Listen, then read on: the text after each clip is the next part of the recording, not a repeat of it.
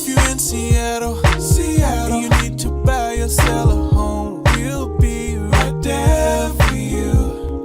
Because we're the realtors that you can trust. So go to ronanddonsitdown.com.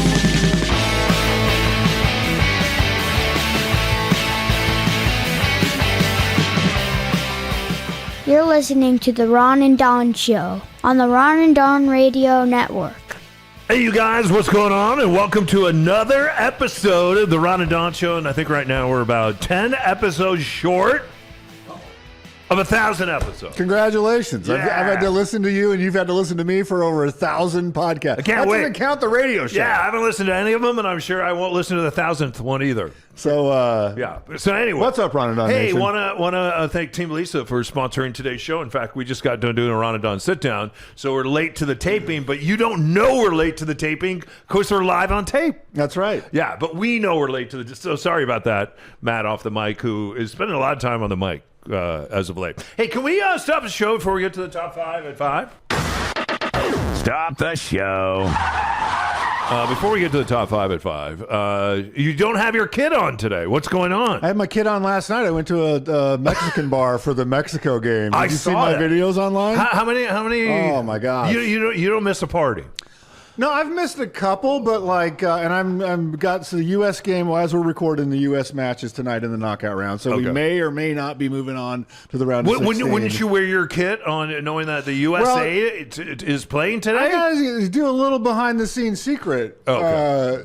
You got on my case a while back for wearing the same shirt in consecutive episodes. Well, you were wearing half a kit. You weren't wearing a full kit. And then it's confusing when we put it on our socials where it's like, oh, I already watched the video where Ron's in his USA kit. So I've been trying. So I was going to wear my kit. You don't think the USA is good enough to have 2 kits? But how many do you have? You have a kit for Croatia, I and do. then you have a kit for the USA. I wore my Croatia Aren't kit you the from other day. the USA? You think you would have a couple USA kits. I had an old man chase me down and start saying stuff in Croatian. And I was like, I don't speak Croatian, but like, I wanted to root against England. Yeah. So I went last night, I went to a Mexican bar for the Mexico knockout round. Yeah. And it was off the chain. Like they had, what were the vuvuzelas? There was a table with the vuvuzelas. A lady brought a full-size Mexican flag on a pole, on a flagpole, and she would run around the bar when Mexico scored. So it was a lot of fun. Well, let's get back to Norway. Why are the players rowing, and why is the fan base rowing? Because of the Vikings. It's a tribute to the Vikings. Okay. Instead of doing the wave or what is the thing that the Kansas City Chief fans do? The Chief the tomahawk, which I think is very inappropriate. The Atlanta Braves. It's still very inappropriate. Right. So they're like, what can we do that no one else in the world does? And so they all row in unison. It's pretty rad. I like it a lot. But everybody rows. When do you row? Just before the match? I don't know the trigger for the rowing, but it's pretty fun. I had one more question, and I wrote it down. Was it the Scots and the Tartans? About my question? The Scots are taking over, man. I love the Scots. I wish Scotland was in Seattle. I would buy some kit for that. For the kit? Yeah, let me see. No, I sent it to you and Matt because it was top of mind. Let me see what I wrote. Norway fans row. Oh! And then why are they singing Sweet Caroline? Because they know how to party. Oh. They like the Norway fans? The Norway and the Scots in Boston, and I don't think this has happened in 100 years, they drank all the beer in Boston. All the beer? There was bars. In Boston? In Boston, Massachusetts. Seems impossible. They ran out of beer. Wow. And so Boston is like the home of beer. They were literally trucking in beer from like Worcester. Right, from Milwaukee. Because they ran out of beer. So the Bostonians are absolutely like honorary Scots now. Did you see the send-off? Algeria lost. And so Lawrence, Kansas. Have you watched that thing at all? Are you familiar? You explained it last time. And so they did their send-off. And so it was absolutely to him? To Algeria. Oh, okay. So the Algerian team lost. Yeah. They got out, and so they were leaving Lawrence, Kansas. And so Lawrence did a whole, they did a big welcome party, and now it's gotten so much love that now they did a big send-off party. Are they allowed to pick a new team now that their team's out? I don't know, but Algeria's come on over, you're honorary Algerians now. I don't know why the players come out holding kids' hands, but I kind of like it. I don't know if I like Paris Hilton coming out holding kids' hands. I don't know what she has to do. Was she DJing in the club? No, she came out for the walk-on in Seattle, in L.A. Oh, in L.A. Holding two kids' hands. She's been up here too. She's been up in L.A. She's been up DJing over in Bellevue. Good for her. She has been. Nice. She's like a great DJ. Is she? Yeah. I was unaware. We should hire her. Okay. Anyway, go USA. That's tonight. And by the time you've heard knockout round, are they going to get knocked out? They've been playing well. They have a fighter's chance. How is that well? Well, because they didn't. So you probably aren't following. In the group stage, this is going to be a little bit inside soccer. In the group stage, if you have to play. It's time for inside soccer. Time for inside soccer with Ron of the Ron. So in the group stage, you play the other three teams in your group. Yeah. If a player gets 2 yellow cards in the group stage, you're suspended for the following game. And if you make it through group stage into the knockout stage, your yellow card totals get wiped I would be clean. Suspended all the time. Oh, my God. Because every sport to me is tackle football. And so many of the starters in that final game had 1 yellow card. So if they got a second yellow card in the last game of group stage, they're suspended for the first game of the knockout stage. Yeah. And so but if you only have 1 yellow card and you make it through group, then you're back down to reset to 0. I think that's how rugby started. It's a bunch of soccer players who couldn't behave. And so that's what's born rugby. So what the coach did, which is smart, is he said, we're already locked into knockout. So I'm going to hold back all the players with 1 yellow card and not play them in our final game. Now they're going to be rusty. Because they can't afford to miss their starters. Should have played them. For the first. No. Now they're going to be rusty. No, they're not. They could have won the World Cup, and then they got rusty. They got many more games to go. All right. That was inside soccer. I'm sad for Japan. I'm happy that Germany lost. That was kind of funny, I thought. Norway's out. Germany and Japan. Japan's out. Yeah. Would you have been happy for them 50, 75 years ago? I think I was rooting for Japan. I wanted Germany and Japan. During World War II, you would have been rooting for Germany and Japan. I said I was rooting against Germany. During the World Cup. I'm glad that Germany's out. Well, I would hope 75 years ago you'd be rooting against It's Japan not 75 years ago. It's today. World War II. I don't live in World War II. I live now. All right. Let's get to tonight's Top 5 at 5, even though it's... Ron and Don's Top 5 at 5. 5, 3, 2, 1. Man, I love that you're so into it. And are you getting to learn? Are you getting to use your Spanish at all? I pretend when I'm at the Mexico games. You do? Yeah. Does the missus give you some things to say? No, but she'll correct me when I'm wrong. Oh, I bet she does. With the especially a couple margaritas in. I like when you both are a couple margaritas in. A couple. It's fun, man. The crowd at the steps last night down at Pier 62 was huge. They were going at it. Okay. Hey, let's talk a little bit about affordable housing, story number 1 in tonight's Top 5 at 5, because we talk about housing here a lot in the greater Seattle area. We're now, what is the median price of a home here? Someone said the other day it's $850. That seems very low. Aren't we heading toward $1 million if you're at least in Seattle or on the east side? Yeah, without condos? Without condos, it's higher. A single-family home. Single family, I don't know off the top of my head today, but I think it's closer to $1 million. Yeah. On the east side, it's over $1 million. I think it's 1.1 or something. The Seattle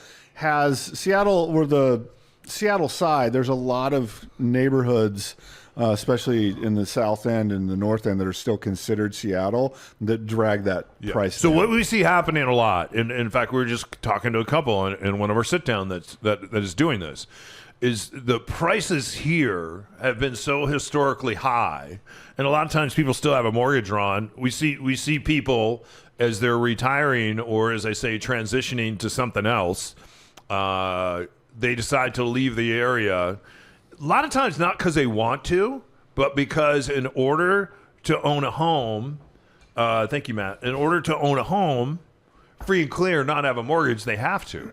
So we were talking to some of our listeners today that listen to this show, and that we were talking. They were saying, "Hey, how did you like growing up in New Mexico, or was it like living in Phoenix?" We talked about the Palm Desert and Dallas and some other places. And you can't. It's very unique because you can't do that in other parts of America where you go like where I grew up in Gurnee, Illinois, and I've shared this before. My parents bought a house in 1976 for $34,000. That house today in Gurnee, Illinois, is a very nice house. It's a 3-bedroom rambler. It is still not worth $100,000. Probably around $89,000 is what the Zillow is. So it's hard to say, I'm going to cash out in Gurnee, Illinois, and you know what I'm going to do is I'm going to go buy a new $1 million home in down in Chandler, Arizona. You can't do it. But here people can. So they're selling their home, they're turning around, and you could see it. When you go down to the pier, I bet the reflection back at you is that you're one of the older folks now, because people here are so young, right? Like 60% of the city now is millennial. We saw that in when people decided, hey, we're going to go with a very progressive mayor who's on the other side of being left. And boy, is this turning out to not be progressive so far, but we'll find out. So one thing they've talked about here in Seattle, in the state of Washington, is rent control. And in New York, the mayor stepped forward and said, hey, we're going to do it. We're going to freeze the rents. He didn't say we're going to freeze property taxes going up on those that own those units, or he didn't say, hey, we're going to make sure that when you have to hire someone to fix the roof, which is usually the person that owns the property, or you got to fix the HVAC system, we're going to make sure you get 25% off because we're freezing the rents. We're just going to freeze the rents. What are your thoughts on freezing the rents in New York? And sometimes what we see in New York, we end up seeing in San Francisco, we end up seeing here in Seattle because the politics is very similar. Well, quick tease, we're going to do a deep dive because I've started seeing some stuff this weekend in our real estate only episode. We're going to cover some of this in depth for what it means in Seattle. Inside Rent Control with Ron Upshaw. That's right. So this is... So I think it depends on how you look at this. So if I take this from the perspective of a millennial, someone that is a young person, and you look back at the historical data, and boomers love to like slam dunk on millennials when they complain about housing prices. And your point is valid that like when my parents and your parents bought a house, it was affordable in the sense of like you compared it to what they made per year. So like my parents bought a house in Albuquerque for, I think it was $119,000, and it was maybe 25-30% of their income every month went to pay the note on that house. And those numbers might be a little bit off. I don't remember exactly, but the percentage was around there. And so now if you're a 30-year-old or 28 to 35-year-old person and you want to buy a house in Seattle, your monthly payment could be 60 to 65% of your income every month is going towards your rent. Yep. And so in that scenario, what the millennials are saying is true. It is more difficult now. The job security is less. The gig economy, there's been tremendous changes in the last 50 years. And so the points that they raise are valid points. And here's the thing that I continue to come back to. If you get a chance, go read the book Abundance by Ezra Klein and Derek Thompson, I think is the other guy's name. And so they made one point that has always stuck with me because I'd never heard it presented in this way. The governmental process in China is run by engineers. The governmental process in America is run by lawyers. We like to litigate ourselves into policy, whereas other countries optimize for a different outcome. That's why they built so quickly in China and here. For a lot of other reasons. And here everything's, in fact, we just had to write a demand letter about Lincoln Field getting built because it's been 7 years. Right. The tax money's been passed. And now we're going to have to go to court and sue people in order to get the field built. In a different country, they would just have that done. And so what we over-index for, and especially on the West Coast, we over-indexed for the 1970s when like Ralph Nader came into power and started suing everybody. And at the first generation of that was really good. And so like Ralph Nader, remember the famous thing, might have been in the 60s, where he sued the automobile industry. He said, unsafe at any speed. And because of these lawsuits, that movement forced the automobile industry to invent seatbelts, install anti-lock brakes, to eventually do airbags and make it safer and safer and safer. And you saw the fatality rate on highway accidents plummet. So other people saw that and they're like, you know what? We're going to start suing people. So we're going to sue this factory down the road that's dumping waste into the river. And so we have this lawsuit and we're forcing them to clean up the river. So those first iteration of that was really good. So we got cleaner water, safer cars, better air quality, safety business practices. You got fire escapes installed everywhere. We got, equal access for handicapped people where we now have ramps everywhere. So all of that stuff was really great. And then on top of that, though, then the next layer of movements started where the lawsuits got more and more granular. And as this layer upon layer upon layer, especially in communities like Seattle, which is affluent and has a lot of lawyers, they never take anything out. So you never get a new lawsuit that says, oh, the setbacks are going to be moved from 25 feet down to, to 15 feet. Great point, Ron. It's case law just on top of case law on top of case law. And so they never go back and go, well, what we're going to do when we implement this new policy is we're going to take away nine different steps. They just add it on top. And so what you get over time is this bottleneck of policy that started off in the right place. It started off saying we want things to be safer, we want things to be smoother, we want there to be protections for the customers. It has evolved into a system where nothing can happen. Nothing is smooth, nothing can happen. And I'll take something trivial that I talk about all the time, but just as an example, traffic flow in downtown Seattle. We have the brain power and technology to solve that. Why can't we do it? Because the policy and procedure and lawsuits that it would take, you'd have to navigate to change something as simple as traffic lights or put in a traffic circle. Matt and I were talking before you got in about, he's going to go over to Chelan for the 4th of July.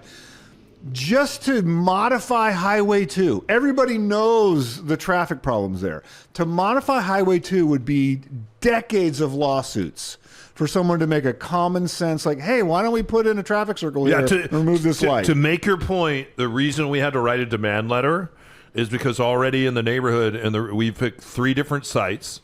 And on every single site, and I've been in these meetings and I won't share the gentleman's name, where he calls in and he says, you build on that site, we're going to sue. You build on that site, we're going to sue. You build on that site, we're going to sue. He's an old Microsoft guy who has a track record of suing and actually winning.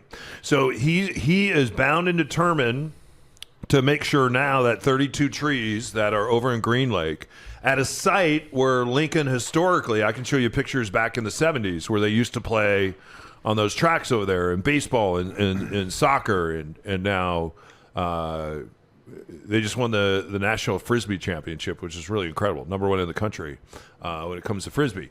So that's why we're sitting here 7 years later, because it's like, hey, we're going to sue over those 32 trees, even though they're not native trees, and even though for every tree we have to take out, we'll plant 3. He doesn't care, and so now the school board and the city of Seattle and also Seattle Parks, they're gonna get it from both sides, and we've tried to stay out of it legally, but we have to step in and demand, because the taxpayers have already paid that dough, and we need a judge to make a decision. And so sometimes getting things before a judge is helpful, but to your point. Oftentimes, many times, and so we've lost sight of who are we trying? Really slows things down. Who are we trying to protect in that case? And the same thing to bring it back to housing. Why is there not more housing when there's a demand for housing? Is it because of rent? And is it because of rent control? Or is it because we have a supply and demand problem and there's a bottleneck on the supply side? And so where does that bottleneck come from? It doesn't come from builders or landlords or the price of rent. It comes from the bureaucracy of building new housing. And so notice what these politicians never do. They never step in and say, we're going to streamline the process of getting new housing built, and we're going to incentivize builders, and we're going to incentivize landlords, and we're going to make things cheaper and easier to do. They always penalize and take out the carrot and the stick, in my opinion, on the wrong side of the equation. You're the bottleneck. The government itself is the bottleneck. And I get that there needs to be reasonable safety. There needs to be reasonable building standards. We have to have fire escapes. All this stuff, I understand that. You could take the current process in the city of Seattle, city of Bellevue, all around, and you could absolutely shrink it by 75% and preserve all of the core values. Yeah, you know what's interesting on this? On Queen Anne, forever people wouldn't build backyard cottages because if you did, there was a guy that threatened to sue. The interesting thing was there was actually two guys, and one was my neighbor. The guy who always threatened to sue didn't even live on Queen Anne. He had moved away a long time ago. My neighbor, I went and told him I'm going to build a backyard cottage in my backyard. And anytime any kind of building was going on in the neighborhood, he would be the one firing off letters, getting the neighborhood involved. He was in a situation where his wife was dying, though. And I said, I'll make you a deal. I'm not going to build my backyard cottage until she passes away. Because she would sit out on this deck. In fact, my son would go play his trumpet for her. She would sit down on this deck. And I didn't want to take that view away. And so I had the plans written for years, but I never built it until she passed. And I knew when she passed that he would no longer live there, that he would move away, which ended up happening. So we're two neighbors that got together and came to some kind of agreement. And I think, one of the first backyard cottages that you'll see on Queen Anne. But in order to do that, if I would have done that without going next door and speaking with him, it would have taken much longer to get there. It would have taken a long time to get there. So, and I think what this really comes down to is having politicians who are, and having people in Congress and people who are locally that represent us. To your point, Ron, many of them are lawyers. Many of them have law degrees. And many of them are disconnected with the rest of us. And all you have to do is look at a president who yesterday, I think it was announced, made almost $1 billion selling Bibles. Made almost $1 billion selling cryptocurrency, and especially the coin with his wife's face on it, even though it's worth 83% less than when he first started selling it, because he gets a fee every time that someone steps in that loves him and buys that. You have a state fair going on in the other Washington right now that tens of millions of dollars have been spent on that nobody is going to. You have politicians rushing and you can to put their names on things, to have planes, quote unquote, that are free. So there's a real, if you've never been hungry, like that dude has never been hungry, right? If you've never been hungry, if you've never known what it's like to go shiznit, how am I going to pay the mortgage this year or this month when my husband took off and I have 3 kids at home? I have a friend that's just happened to her. She's a local nurse here. She has 3 kids. Her husband went trucking a number of years ago and disappeared. And she found out last week that her landlord is moving back into her house and she has to go find housing for those kids. We have to find ways to take care of individuals like that. And the answer can't be, well, it's gonna be the mom and pop. It's gonna be the mom and pop landlord that are gonna be able to absorb all this. Because I'll tell you right now, I can't absorb all that. I can't absorb rent control and still keep my businesses going. All right, let's get story 2. Ron and Don's Top 5 at 5. Number 2. All right, story number 2 in Ron and Don's Top 5 at 5. How do you feel about cameras watching your car? We have a mayor here that's not a big fan of those. There's a lot of pushback. I'm amazed at what people do in their cars. All you got to do is get on a scooter during the World Cup and just fly by people sometimes and actually look in the... You have a hard time finding anyone now when you're at a stop and go that is not on their phone. That is not with their hand on their... and their hand is in their... and they're on their phone. It's almost impossible. And the reason I'm looking around all the time is because I have a 16-year-old that's driving me around, scaring the hell out of me. He's been driving me around for almost a year. And like yesterday, I was almost, in fact, he drove me here. That's why we're a little late. I was almost ready to give up and call in Matt off the mic here because he volunteered to give some driving lessons. But everybody... It used to be you were worried that a woman was putting mascara on or a guy was, drinking a hot cup of coffee and it spilled in his lap. Every single person that you go by is on their phone. And every intersection that you go into in Seattle, you're kind of on your own. And I have to say, in South Lake Union, when I got hit there last summer, which I didn't enjoy, I got hit, the kid hit 2 other cars, and it's because he was on his phone. I was able to get out of my car, grab my phone, film him on his phone, and then have him admit that it was his fault. But as you know, a lot of times when there's accidents, if it's not on a camera, especially, the insurance companies and the courts just look at that and they go, you know what, it's 50% your fault and 50% your fault. And there is so much petty crime going on in the city right now. I don't mind a camera being on if you're not doing anything wrong. What say you about all the cameras that are following us around? Here's the thing, though. This is a different type of camera and a different type of system that people are outraged about. There's a new company, not new, but there's a company called Flock, and it's not government owned. It is a independent private company, and they have developed an AI system of cameras. And I actually saw this. I was in Nashville a couple months ago, and I saw this, and it freaked me out. You'll be going down a road, and on every telephone pole, at night, you see this blue light that is on. And I asked my brother-in-law, I was like, what's the deal on that road with all the blue lights? And he says, oh, that's a flock system. So what the flock system does, and this is not governed or ruled by legislation or the government or whatever. This is a privately owned system.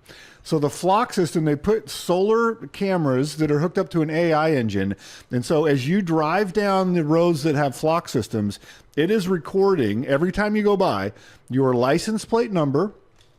It records the make and model of your car and the color and the timestamp that you drove by. I don't know if it can calculate speed or not, but it can probably do speed.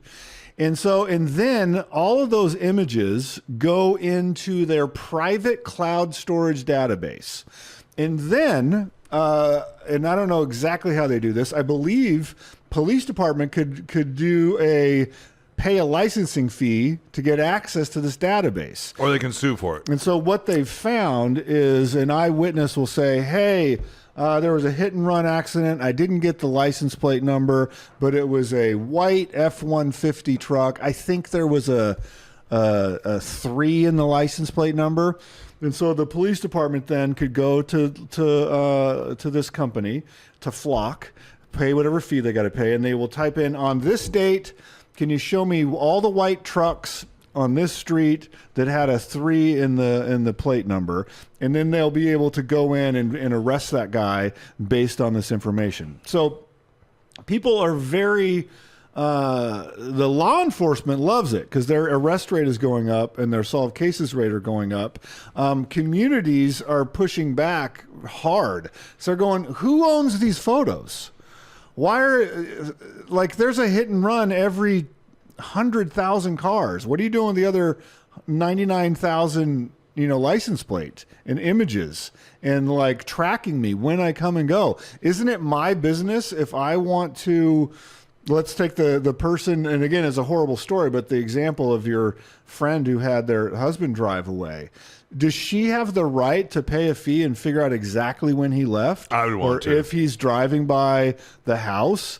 Is there privacy rights at all in America anymore? Like, should we be allowed to say, oh, I know that Don drives a green, Subaru, and so can I pay? Let's say I had a breakup or I'm a stalker. Should I be able to pay? Like, tell me every time that this girl that I'm interested in drives her her black, Tahoe down her house. I'm more worried about our phones.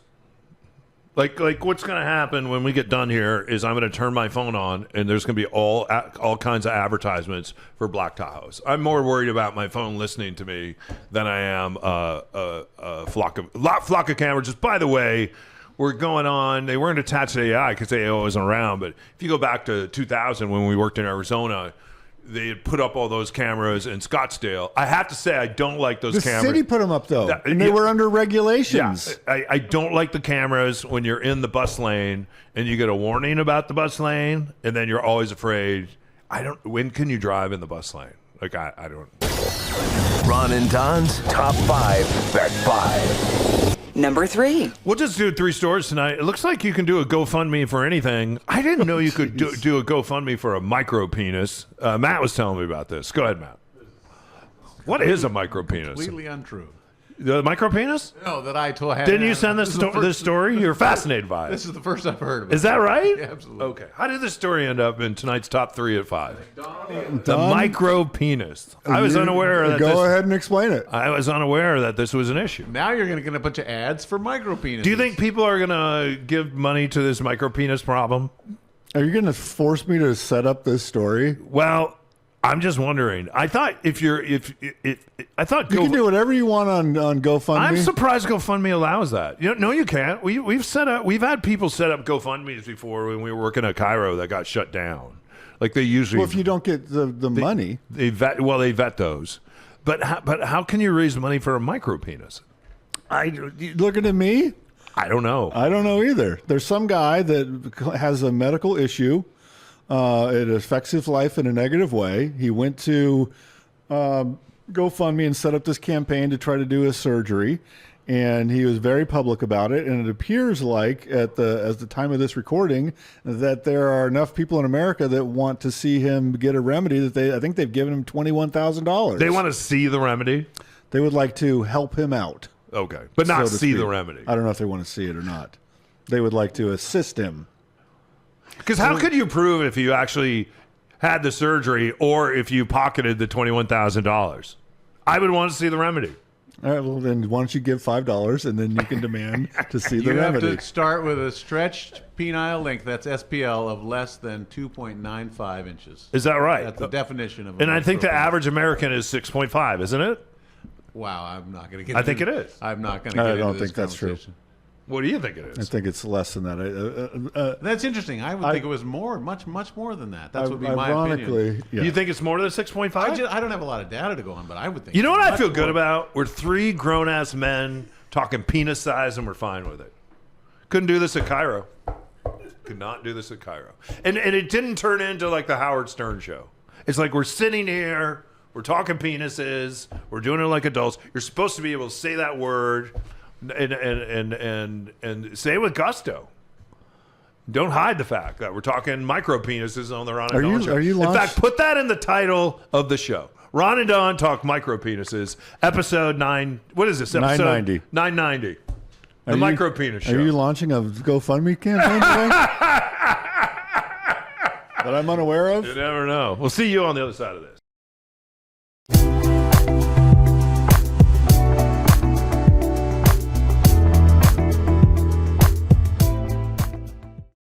Hey, it's Ron and Don here with our brand new sponsor. It's a mortgage broker, TeamLisa.com, TeamLisa.com. That's Lysa, TeamLisa.com. Lisa, we just did a deal for Dave and Mandy. They needed to buy a new house because they're downsizing. The kids are out before they sold their house they're currently in. How does that work? There's lots of different ways to do that. I think most people think of a traditional bridge loan, but there's actually a new program called Departing Residence, which can actually be cheaper and quite a bit faster than a bridge loan. So I know with Dave and Mandy, we did all of this in, it seems like it was under a month. Absolutely. We can do it in 14 days. And is it more or less expensive than the traditional bridge loan? Much less expensive. Okay, so if you're in that situation where you're like, hey, the kids are gone, we need to downsize. Or, hey, we're having a new kid and we need to upsize, but I don't want to sell this place before we buy, go to teamlisa.com right now. Start the conversation with Lisa and her team. They are the Ron and Don official mortgage brokers right now.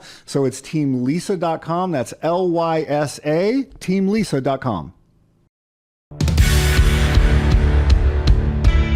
Today's show is made possible by your friends Ron and Don. When you're ready to sit down and strategize about your real estate journey, schedule your time with the guys at ronanddonsitdown.com. All right, you guys, welcome back to the Ron and Don Show. Don't forget, if you need us, ronanddonsitdown.com. And if you need Lisa, we were on a call today, and we said, hey, do you need to talk to Lisa? And they said, You mean Lisa with a Y? Lisa with a Y. Yeah, so Team Lisa with a Y. TeamLisaWithAY.com. Yeah, for all your mortgage needs. Real quick, has Team Lisa invited you out for any boating activities? She mentions it, but I see her and her family and all her wonderful friends out boating. And then a lot of times if I ask like her family to do something, like we had our barbecue, then she lets you know I'm out boating, and then you get a picture of the boat. They're not out boating, they're out yachting. I also have an issue with your friend Laura. Yeah, I can see her when she leaves her boat from my house. It's a nice boat. And she's always told me, oh my God, we should go boating. I love go boating with you. And Ron, you're the best. Yeah. Boat. Yeah. And like, I can see her and I want to text her and go, I see her on the boat with someone else. Yeah. And then every week she's out on the boat. You don't want to go on a very distinctive boat. You don't want to go on the boat. So, but we've been on the boat before, and it's a fun boat. It's a fast you and I boat. have danced together on the boat. And I feel like texting her and going, I see you on your boat. I get hungry on her boat, and you're really not allowed to. It's like almost $1 million boat that was built like in Australia. It's a great boat. It's maybe the fastest boat. Her dad was.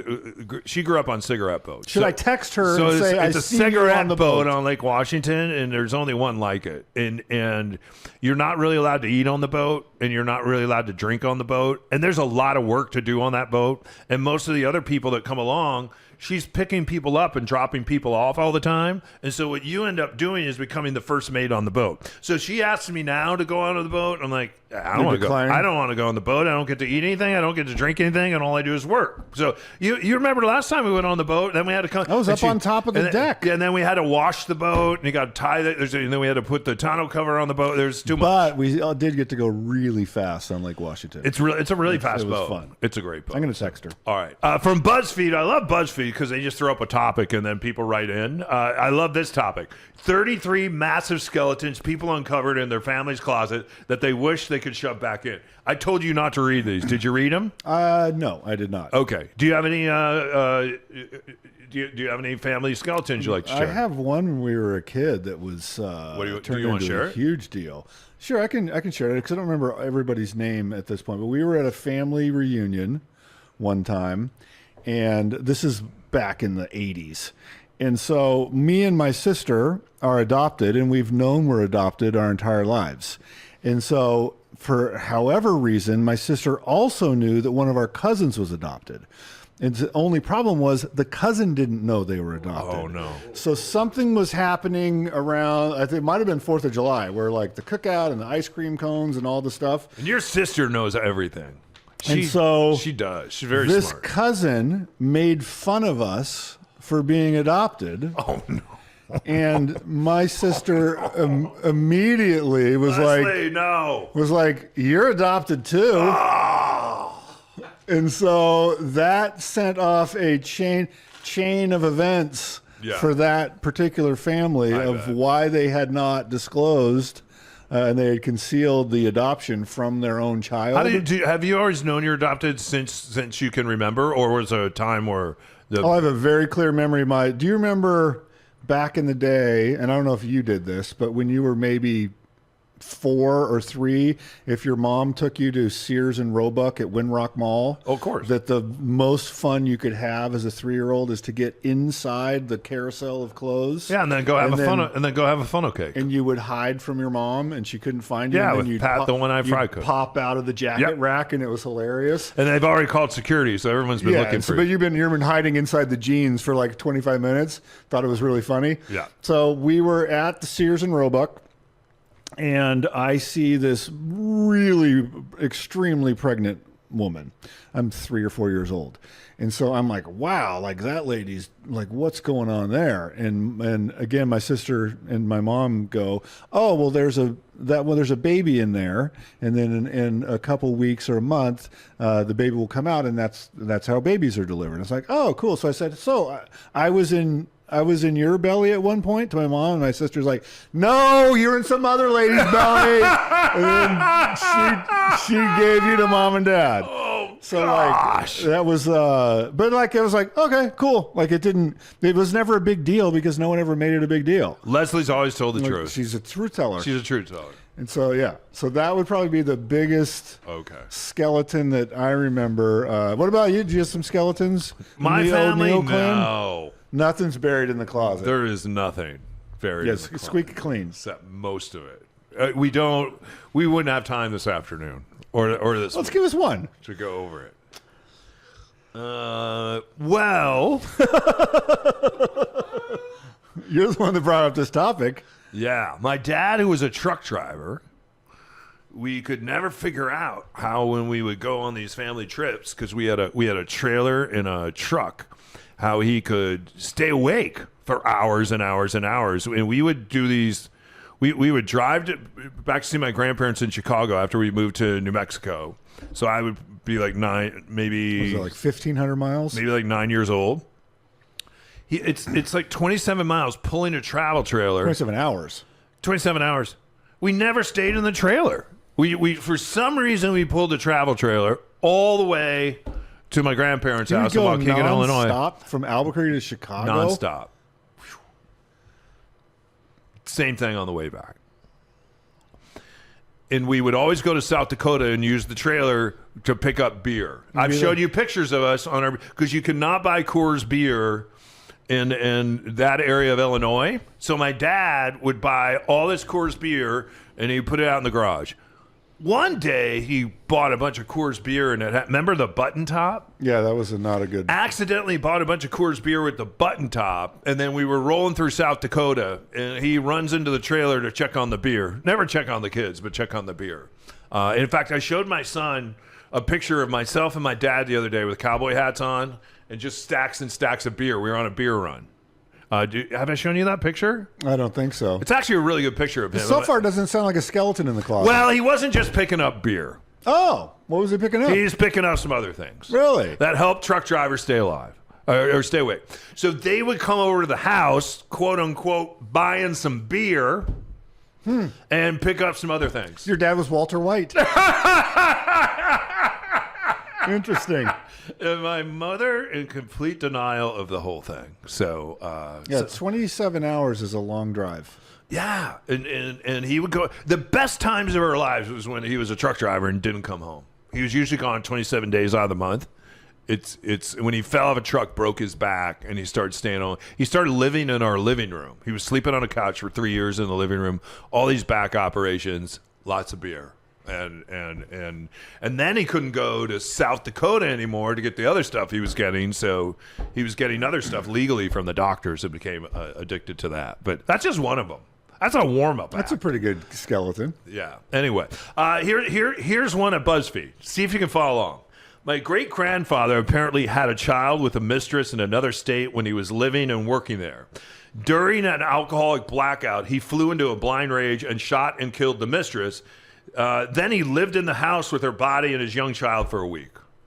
That's a little bit beyond skeleton in the closet. Then he took the child back to his other family's home. He shot the child, killed himself in the basement in front of the child. So horrific and awful for the poor child. No one in the family ever talks about it. I only discovered this last week. Boy, this started out as a lighthearted segment, and now we're into like true crime. Yeah. All right. Story number 2. See if you can follow this one. My ex-husband's family had an open family secret. My ex-husband's grandfather, Hank, was married to my ex-husband's grandmother, Pearl. Okay, Hank and Pearl. Hank and Pearl. And they had 6 children together, but Hank also had a year-long affair with Pearl's sister, Sweetie. Okay. I'm already gone. Pearl's sister, Sweetie, fathering all of her 7 children as well, and all the children being born during the same time frame. Therefore, all 13 of those kids were half-siblings as well as the first cousins. And Pearl, the wife, was fully aware her husband was sleeping with her sister and that all her nieces and nephews were fathered by her husband. All of the kids, both legitimate and otherwise, were also aware that Hank was daddy to them all. Huge arguments over whose mom got done the dirtiest and who Hank loved more happened as the kids got older. You need some follow-up. Pearl's kids had Hank's last name, and Sweetie's kids had her last name, as she never married. Hank fathered another 8 children by some other woman as well. He went by the nickname of Lovin' Hank because of the whole mess. I guess so. Well, there's a lot of mouths. When my dad left my mother, he went on to have 4 other boys with another woman, and boy, that is when is his name Lovin' Hank? No, but the first one reached out and said, "Hey, Dad won't talk to me" on Facebook. I'm like, "Dad won't talk to me?" "Yeah, our dad won't talk to me." "Our dad won't talk? Who are you?" And he looked exactly like my father, and he was a sailor at this time. He goes, "Yeah." So I thought I'd reach out. And then he filled me in on what was going on with my dad with he's having medical issues and passing away from Parkinson's. I said, well, maybe he's not talking to you because of the Parkinson's. He goes, no, he's not talking to me because I'm gay. Like, this could be that's another skeleton. Can we replace any sort of Brady Bros talk with Don's skeleton family talk? So every time you're tempted to talk about the Brady Bros, just give us another skeleton. Okay, let me do one more. My great aunt couldn't have children of her own. My great aunt couldn't have children of her own. She and her husband wanted a baby, and one day my great grandpa turned up with a baby. Turns out he was sort of a mobster and did not get my uncle in a particular legal way. We can't end on that. My ex-boyfriend's mom passed away a few months ago after he was born, and I found out years after we broke up that he's actually my half-brother. Oof. Are you going to end on a... My father had an affair with his mother and got her pregnant with my ex-boyfriend. I found this out by going through some of my dad's things. In the attic, there were love letters revealing their secret relationship. I can't believe I was in a relationship with my half-brother. I don't know if you're going to find a sunny my dad one. Found out at the age of 70 that his dad is not actually his biological father. I think you just need to land the plane. Actually, a serial. Oh wow! Let's just land this plane. What was your favorite story? Hey, coming up next is the final segment of the Ron and Don Show, episode 9. I think the Pearl and Hank story. Lovin' Hank. You like the adultery and the well, there was no murder. Illegitimate children. There was no murder. Okay, so all those horrible stories, that was the least worst story. The Lovin' Hank story. Yeah. And I have to say, it makes my family, and my father especially, look kind of normal. No, it does not. All right, more on the other side of this.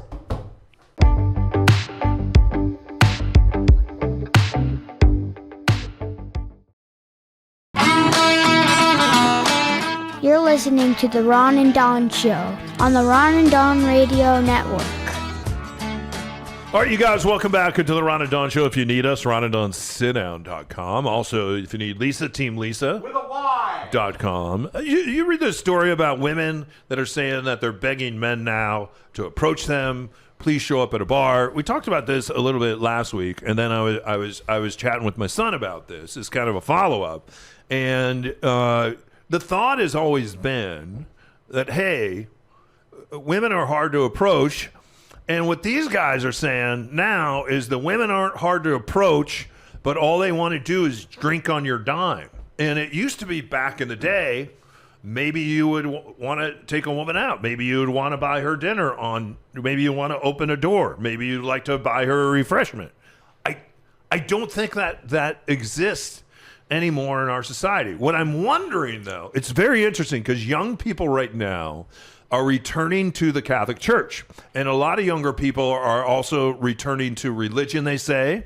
And one of the reasons they're doing it is because it provides structure. We also see online that there's this movement of women now, kind of like maybe our grandmothers were. You know, I'm gonna be in the house. We're gonna have babies, although we don't really see that much. Trad wife. Yeah, the whole trad wife thing. I don't know.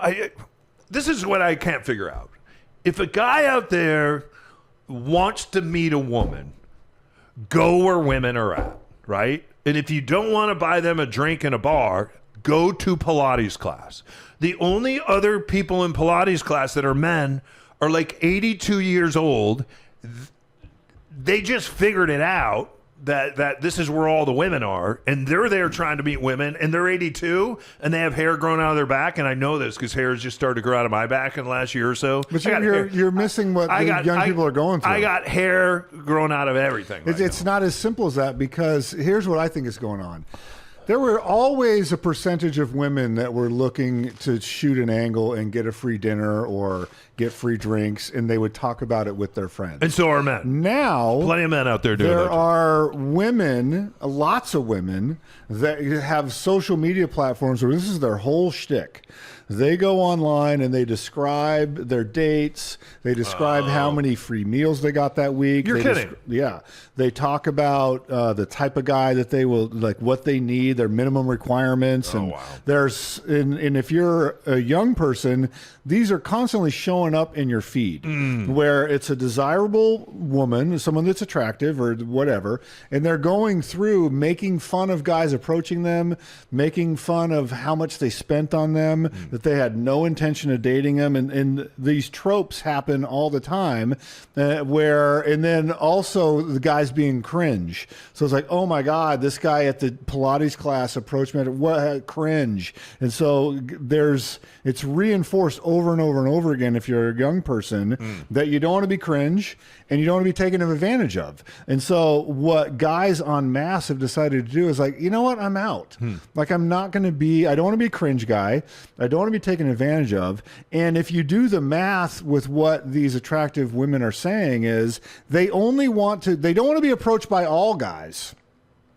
They want to be approached, guys like me. They want to be approached by who they think are the cute guys. So the top 10% of guys that are, 6'2", making six figures, got the six-pack ab, the 666, 6 figures, six-pack ab. I'm like one of three. And so if a guy feels like, well, I'm not in that category, and so there's a double standard. If I approach the woman in Pilates class, I'm cringe. But if the person that they find desirable approaches them, that's a meet cute story. Or the 82-year-old guy who's safe. Right. Maybe that's so the guys are really in a quandary right now. Those are good points. Because, and I've talked to people before, it's like, I went on, chatted this woman up online in a dating app, and then we did our first date, and I spent $250 on dinner, and she never talked to me again. It's like, well, I can't do that every week. Yeah. If you're a young person. And it's like, I think she played me just to get the free dinner. And so I really feel for young men right now that it's not as simple as just approaching someone in Pilates class. Because next thing you know, that person is online and it gets into your friend group of like, oh my God, I was in Pilates class and Don came up to me afterward, oh, it's so cringe. And now they out you online and you're like, oh, I think I know that, Don. Plus, Pilates class now is $250. Yeah, it is. Absolutely. Gosh, everything is. Remember our friend Gary, God bless his soul, he said, guys, every morning my feet hit the floor, it's a $500 bill. I wish every morning now when my feet hit the floor is a $500 bill. He said that to us, maybe 15, 20 years ago? I don't know if he said 500. I thought he said 100, but maybe. No, he said 500. All right. Because he had all those kids at the time. And all his kids were growing up. He's like, I'm raising like 5 kids. It's $100 a kid. And boy, your son probably eats $100 worth of food by the time you leave the house. He is right now. Yeah, he's over at the local Starbucks here waiting to. He's like, hey, can I drive you around? Oh man. So he's driving me around again today. I have an appointment at 1:30. At least gas is cheap. It's really hard to be on the bridge on Highway 99 in the right seat. How have you ripped the hand grip off of the ceiling yet? Both of them are gone. Both of them are gone. It's really hard to sit over there because you just feel like the mirror is going to be taken out at any moment. And then the other day, I'm overreacting. And then you have no chill. You have no chill, Dad. Boomer. Yeah. And then, settle down, Boomer. And then he took my mirror right into a bush. You have no chill. There are a couple times I've reached over and had to grab the wheel. And I think I've saved both our lives, but I probably didn't. I just think I did, right? So, hey, you guys, thanks for listening to this episode of the Ron and Don Show. We sure do appreciate it. Don't forget, the real estate-only edition of the Ron and Don Show is coming up, and we're going to talk more about what we talked about in story number 1 in tonight's top 3 of 5. Should we freeze the rents, not just here in Seattle, but nationwide? One local politician thinks we should. And somehow Ron's going to, and he has diagrams and everything, he's going to wrap in some micropenis talk along with the real estate-only talk. Can't wait to see that. You have no chill. I'll do anything to get people to watch us online, and if it means Ron has been doodling pictures of micropenises to get people to watch us on Spotify, I'll do it. Sex sells. It really does. All right, if you need us, ronandonsitdown.com. It does. Yeah, but is micropenis, is that sex sells? Well, closest we get to on this show. I can't believe that you guys cannot mention the word penis without laughing. It always turns into laughter. And when you're mature like I am, almost a 60-year-old man, I can talk about anything. 10 seconds ago, you just said sex sells. Yeah, how's that mature? It does. I'm trying to make some money here. Okay. Anyway, coming up, and you'll have to tune in to see what we talk about. Will it be real estate or something else? It's when you get to episode. What 991? Yeah, you talk about whatever the hell you want to talk about. So that's coming up on the Ron and Don Show. Hey, I want to thank Matt for producing today's show. Also, the 7-year-old version of my son, who's our station voice, Charlie the dog, who's just out there doing stuff that Charlie does. We finally got him groomed. Oh man, summer months, those dogs can really stink. Even Doodles, right? RonandDonSitDown.com, as I said. Lisa with a Y, with a Y, yeah. With a Y. Team Lisa with a Y. That's Team Lisa with a Y for all your mortgage needs. Again, thanks for listening, you guys. Till next time, head up, shoulders back. Don't forget that you've been listening to the Ron and Don Show. All right! On the Ron and Don Radio Network. Hey, it's G-Force O'Neill. Thanks for listening to my dad and his boyhood friend, Mr. Ron.